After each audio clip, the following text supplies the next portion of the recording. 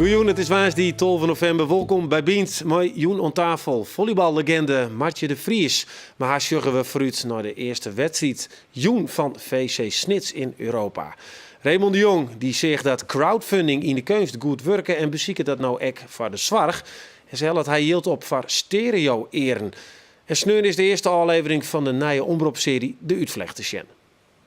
Nee, geen kans nee, dan is alles verlern. Ik wil daar net kwijt, Lionel. Ja, wat machst jou dan? Waarom naar het rotlaan dan alleen nog? Nee, ik lid daar net keer. Luister. Ik weet net hoe oors. Oké? David Engelhard, ja, dat bist, Oh ja? ja, dat bist een haardrolspeler. Ja. Maar bist net zo heel veel in beeld, maar het draait wel om die. Dit is een vrij heftige scène. Wat gebeurt hier eigenlijk? Ja, het is het moment dat ze me hebben gevonden. Ik ben dus gedoken omdat ik dus een probleem heb met dat ik niet in Nederland mag blijven. En op een gegeven moment heeft de politie me gevonden en naar die bus gestuurd. En ik mag niet te veel vertellen natuurlijk over de serie. Nee, nou, het is wel, over wat. Dit is heel cryptisch, hè, was nou dorst. Maar door bist dus een AMA, spelersto in de serie, die uitprocedeerd is, fortmat. En dan komen die vriendin komt in actie. Ja. En dat zijn heftige scènes, hè, heb ik zo'n. Ja. Nou, leuk. Daar praten we eens een vierdroel, want er zit voor Dijk nog een persoonlijke rand om dit hele verhaal.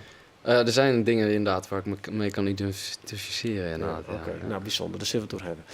Ja, we zullen even naar Joen, want Gouden 10 die kennen Joen Helibje in Snits. Nou, in dikke 20 jaar speelde de Snitser volleybalvrouw weer een Europese wedstrijd. Aan tafel hier Martje de Vries, de vrouw die het symbool staat voor de successen van het Friese volleybal in de jaren 80. Ja, de wedstrijd Joen is voor haar een dubbel speciaal, denk ik. Want de meeste speelsters winnen jarenlang, wie jou jarenlang de trainer voor. En jouw dochter, dat echt mooi, hè, Roos. Ja. Wat is nou het meest bijzondere? Dat er weer een Europa-wedstrijd is of dat je dochter er staat? Nou ja, ik vind het wel heel speciaal dat Roos meedoet. En dat de oude tijden, die herleven eigenlijk. Ook, want toen wij Europa Cup speelden met, of ik zei dan met DVC en met Sneek, was het ook vaak eigen jeugd uit de regio.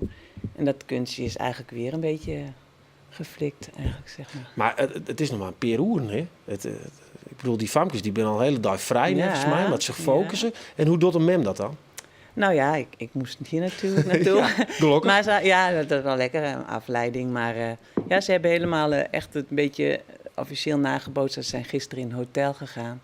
En vanmorgen hebben ze getraind. Maar daar ben ik verder ook niet bij geweest, hoor. Want de hele zaal is omgebouwd. Dit is niet ze spelen normaal op de helft van de sporthal. Maar nu is het in de hele sporthal. Met een officiële vloer.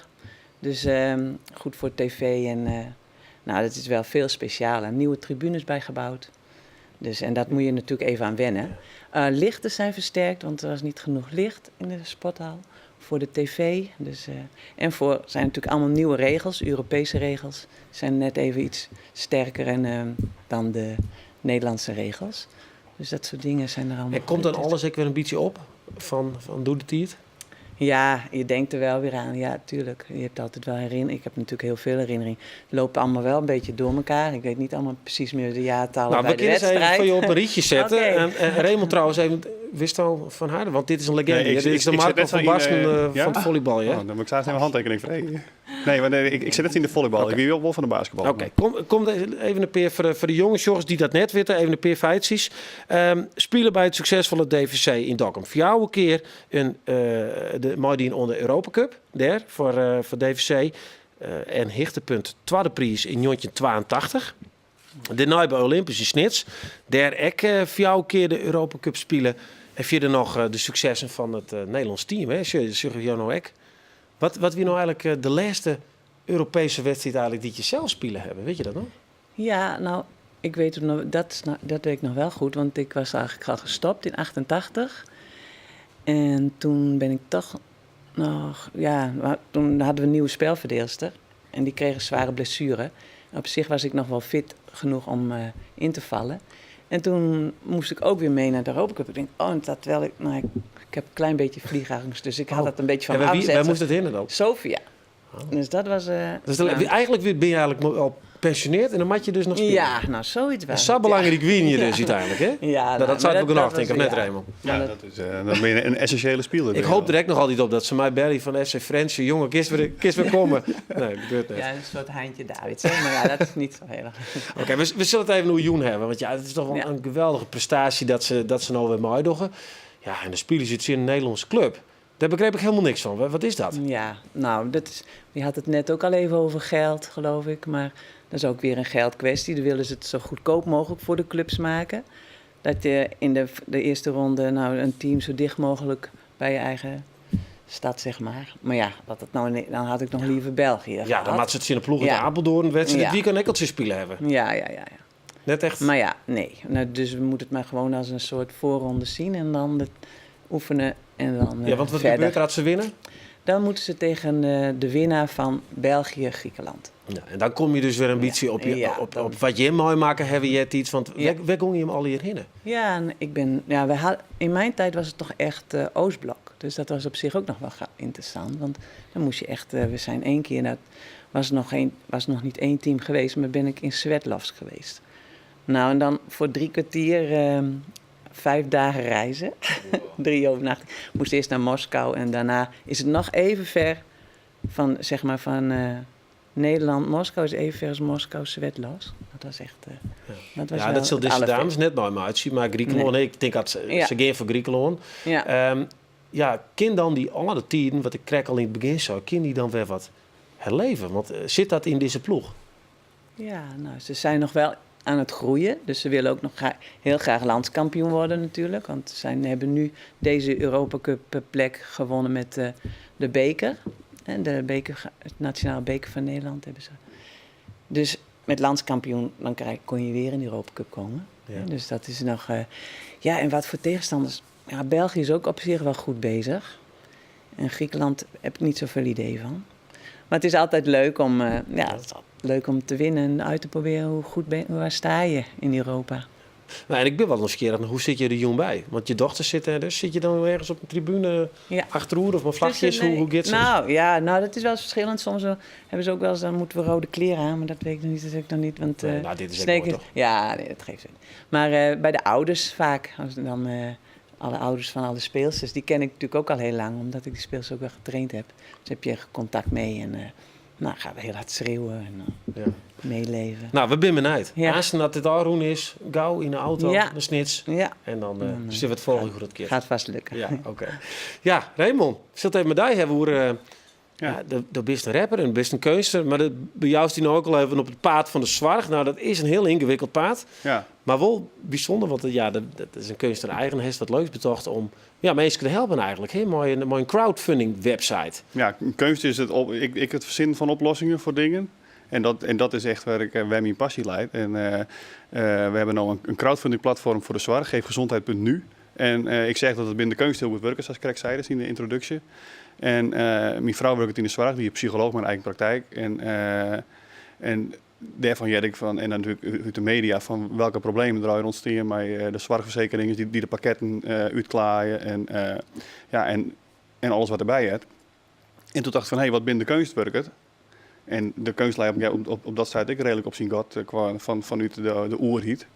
Ik denk dat kan vanzelfs ook werken binnen de zorg. Dus wellicht. wat heeft er zelf een crowdfunding die voor die eigen kunstproject? Nee, dat is nog nooit neder geweest. Maar ik heb dat wel, dat platform voor de kunst, zeg maar. Dat is die crowdfunding website voor de kunst. Wel vanaf het begin mij kriegen en volgen. En dat vond ik al wel heel erg nieuwsgierig. Ik denk, dit is van tevoren is eigenlijk naar die doelgroep daar. En dat het kunstwerk kleren is, het boek of de film of weet ik wat. Dan respecteer ik het publiek en die hebben het te geren maken. Dus dat is een heel nieuwsgierig iets. En nou is het dus, je hebt wat nodig. Voor een behandeling of een prothese of weet ik veel wat. Dan komt het bij je op de site en dan kiest die het inzamelen. Zullen we even zien naar een vrouw die dat dient bij je? Maar misschien kiest daar even introduceren. Ja, dus Elske Postuma, een vrouw hier uit Friesland. En die had aan 1 eer had ze een implantaat. Die kregen ze vergoeden van de zorgverzekering.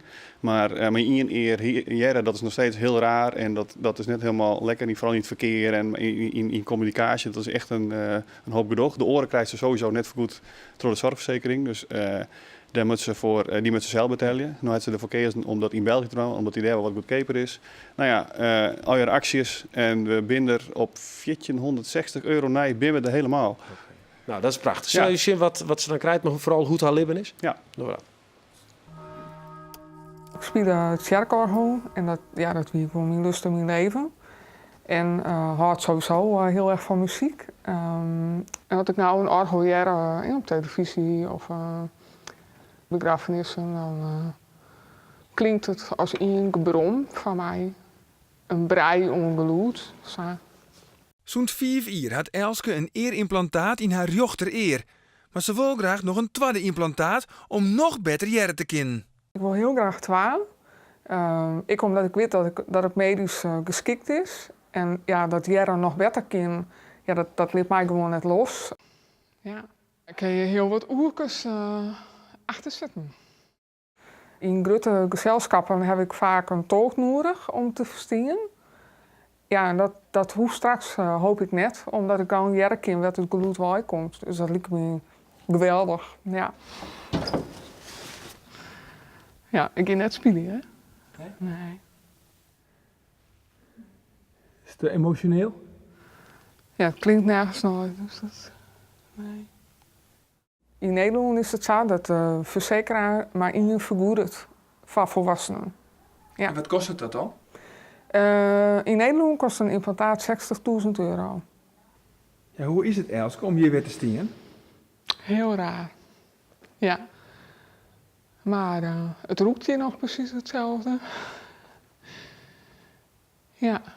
Wat vies er nou van het initiatief van Raymond de Jong? Ik vind het echt een heel mooi initiatief. Ik denk dat het echt onjouwt in wat voor goden er in de zorg zitten. En dat de mensen niet kans houdt om iets in hun leven tot te voegen, werd toch dat het leven weer een stuk mooier wordt. Dat kan ik alleen maar toejuichen natuurlijk. Ja, Raymond, wat zoet voor die budget als dat nou aan zijn helemaal roem komt, maar terug het geld wat je hem via die site ophelt? Ja, dat is toch gewoon helemaal te gek. Dat je dat budget kan verdienen. En dat die daar toch weer of mobieler wordt, of weer beter jaren kan. En gewoon het leven weer op een hoger niveau oppikken kan. Ja. Dat is toch eigenlijk ook wel heel apart. Misschien wel absurd dat je de crowdfundingsacties voor kunst of voor wat oors, oké, prima. Maar dit is zwaar, dit is een vrouw nodig. Ja. Dat je dus al in de maatschappij zit en dat je dit wel moet. Ja, uw idee is, wij zo'n blierwijze als wij net nedig zijn. Maar blijkbaar is het nedig, want er vallen allerhande gotten omdat de zorgverzekeraars dat net meer doen.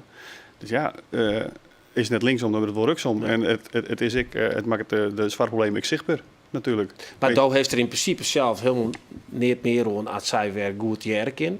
Maar toch zegt die vriend, wat is die drijfveer? Nou ja, ik probeer, ik mijn kunst en steeds meer. Ik ben op een gegeven moment naar de IPB rond te gaan met kunst, omdat dat meer tussen de mensen is. Dat reageert mij meestal voor meestal. Sociale dingen. Dit is toch klerenberen ernst? Ja, precies. Maar dus probeer je iets te budgetten of iets te rijden bij oren meestal ik mijn kunst. En als dat nou dan kerst met dit, dan rekken ze meestal eigenlijk nog volle meer. Dan kerst nog volle meer budgetten. En ik ben net een zorgspecialist, maar ik weet wel hoe ik een website bouwen moet inmiddels. Ik heb de website zelf maken en we zijn er al 2 jaar mee aan de gang. Hè. Het is net dat dit verleden week verzonnen is en de hub dat geen gedaan. En in die tussen enorm in die crowdfunding verdiepen. Dus daar kan ik nou echt wel iets goed zitten. Ja, David, wat vies je van als dit juist? Ja, dus ik vind het bijzonder dat je gewoon dat vanuit jezelf doet en die mensen dan opzoekt. Of komen ze naar jou toe? Nou, we hebben nog 4 projecten online staan en die hebben we eigenlijk uit het sociale media netwerk wat we oppikten actief zelf benaderen. Neem daar eens een voorbeeld van? Er is een meneer uit Hardenberg, Klaas Potgieter, die in het verleden wie dat een actieve rallycoureur in Nederland, België, Duitsland. Die is nog niet verleden in een rolstoel kwam. Zijn zorgverzekeraar betaalt net een aanpaste auto en geen vergoeding. Dus zijn actieradius wie eerst heel Europa en nu is het nog 20 kilometer omdat zijn scoopmobiel dat taal lid. En zijn grootste dream is een rolstoelbus en die ben wij nou aan het crowdfunden. Maar dat is een behoorlijk bedrag, dus €20.000 had hij nodig om weer mobiel te werden. Ja, eerst hebben we toen het opmerkelijke levensverhaal van David Engelhard, de haatpersoon van de nieuwe omroepsriege De Uitvlecht. Nou eerst even naar het project Varrenhoor, want dat binnen 30 tv-projecten hoe vrijwilligers die het aanspuizen ook op televisie te zien binnen. En in Bient deze week een vaarproken daarvan.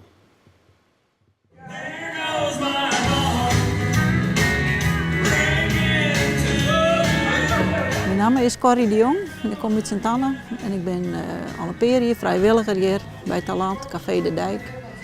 En daar begeleid ik een groep mensen met een beperking en nou, dan zongen we om de 14 dagen. Ik ben ongesteld als dirigent, maar daar moet je je net te volle van voorstellen. Want ik doe het omdat ik het gewoon heel leuk vind. En mijn zongtalent is natuurlijk net van die aard dat het geweldig is, maar de meeste dingen niet. Nou ja, daar gaat het mee om.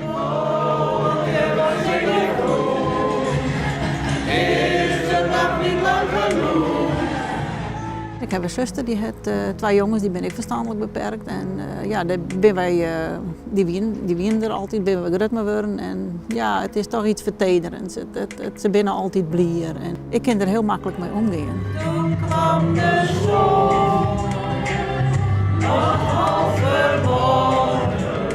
We hoeven nooit te vragen van, nou, doe je, even maar. Nee, ze binnen er altijd en ze vinden het altijd leuk. En je doet uiteindelijk net zo vol, maar de dankbaarheid en het plezier dat zij hebben, nou ja, dat komt bij mij weer om. Ja. Zij is geweldig en lief. Ja.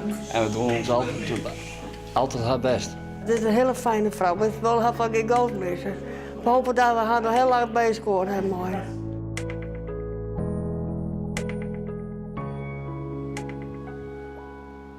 Ja, prachtig verhaal. Dit weekend gaat er in première bij de Omroep. Ik heb het over de nieuwe serie De Uitvlecht. Het verhaal gaat over een squalklasse die een bus kaapt om maandag te vragen van een klasgenoot die het loon uitzet wordt. Where in hell can you go? Hij mat weer om. Hij mat het loon uit. Park je al hier even. We staan stil. Net schrikken, we rieden aan ze wel weer verder en we komen heus wel in de Ardennen aan. Maar Lionel kon net mij. En daarom hebben we een actie betocht. En je moet alle en meid waan, oors werkt het net. Hij met wapens? Ja. En dan wegwezen! Hup, oprotten! Oprotten! Fucking stil nou, stil! Wat jongen, pakken we hier en Lietske! Lietske, kom op, nou! Ja, David, dit zijn heftige scènes. Daar heeft in principe net de haatrol, maar draait wel om die. Ja.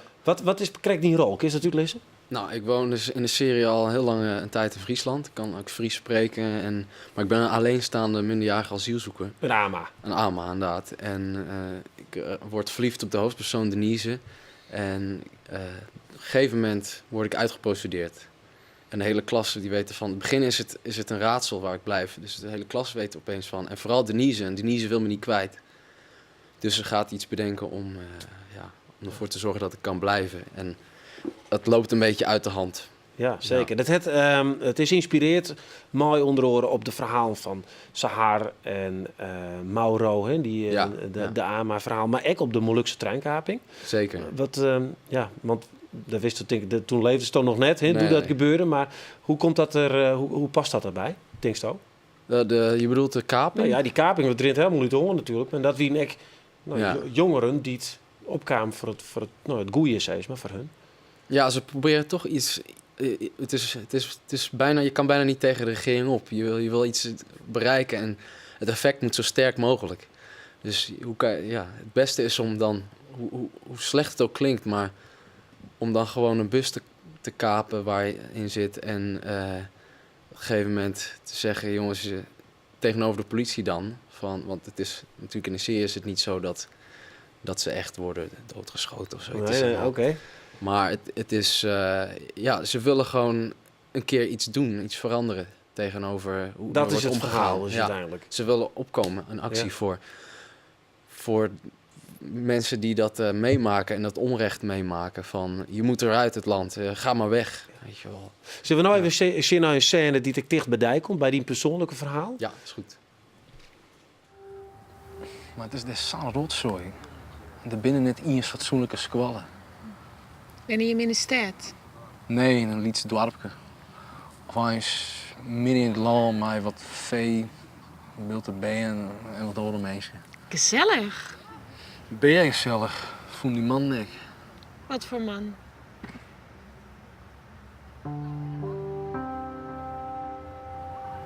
Slachtoffers?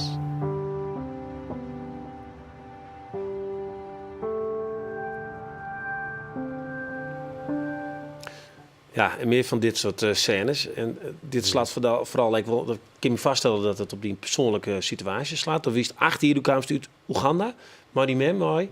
Mijn moeder, ja. Ja, maar vader, die mem mijn en die zus, nooit. Ja. Hoe wie dat? Hoe vergelijkbaar is dat? Nou, ik ben dus geboren in een heel ander land en een heel ander leven en een warme klimaat en andere manier van tijdsbesef. En dan kom je in Nederland en dan, ja, je moet er gewoon aan wennen. Het is gewoon een schok. Maar waarom moest hij hem voort, hè?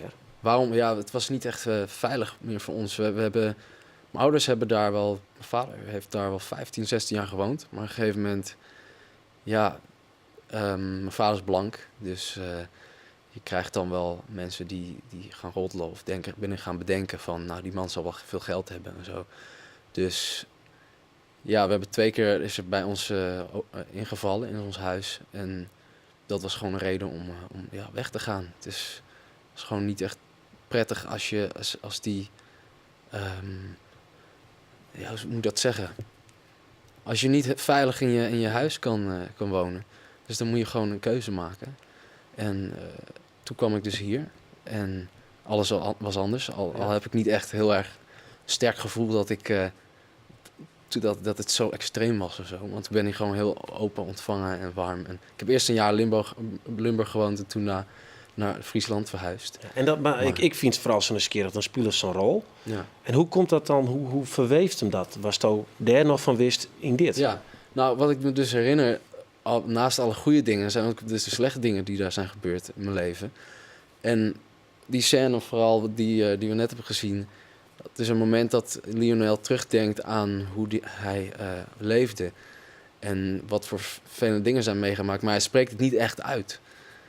Hij zegt, ja, het zijn wat mensen en wat mannen die hebben dit en dat gedaan en meer kan ik je niet over vertellen. En komt dat dicht bij die eigen vrouw? Ik heb wel momenten gehad inderdaad in mijn leven dat ik soms niet aan iemand ga vertellen wat dat het soms moeilijk is om voor te stellen voor sommige mensen. Ja. Natuurlijk, hier in Nederland zijn er ook wel eens overvallen en gewapende dingen, maar het is dan toch net anders als je in zo'n land bent en er net anders uitziet dan alle andere mensen. Ja. Nou, ik heb een grote pensioen. Het is een mooie serie, mooi spelen. En nou ja, Sneun dus voor elke keer te zien bij ons op televisie. En nevens mij toen is die al op internet. Bedankt in ieder geval voor die verhaal. Je bedankt voor het verhaal. Jo, gauw de auto in, hè? Ja. En succes. Lekker juichen daar. Bedankt, ja, dat ga ik doen. Mooi, dit wie bient voor Joen. Morgen ben we direct weer. En dan hebben we een speciale uitsturing over Sint en Piet. En dan zit je er onder oren aan staatjes. Dat is morgen. Van nou een hele mooie Joen verder.